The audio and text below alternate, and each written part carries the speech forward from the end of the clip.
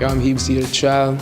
I'm the Northwest Kid, and we are the Indigenous hip-hop duo Mob Bounce. My name is Leanne Betasamosake Simpson. I'm from Michisagi, Anishinaabe territory. I do sort of a combination of music and storytelling. My words are mostly spoken with a little bit of singing, and I travel with a band.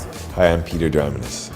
I'm Leah Faye. We play in a rock and roll band called July Talk. New Constellations makes 13 stops based on the Basement Review, which highlights the work of musicians as well as literary artists, and RPM, who are a label and an artist collective.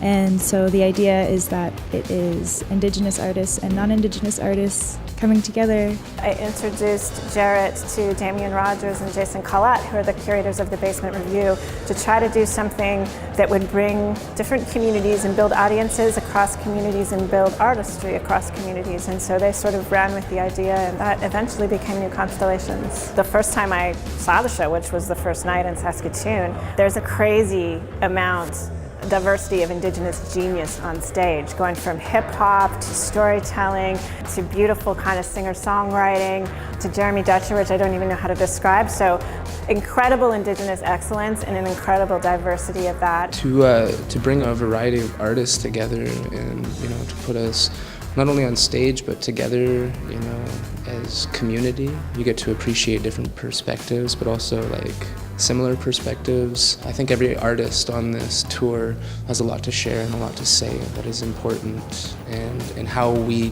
do it, I think, reaches, in different pockets of community and in society. Having Jason Collette, July Talk, and Damian Rogers team up with Leanne Simpson in her band, and us and Jeremy Dutcher and all these other great Indigenous artists has been a sweet opportunity for us to get into new spaces and to shift perspectives in settings we might not have had the chance to.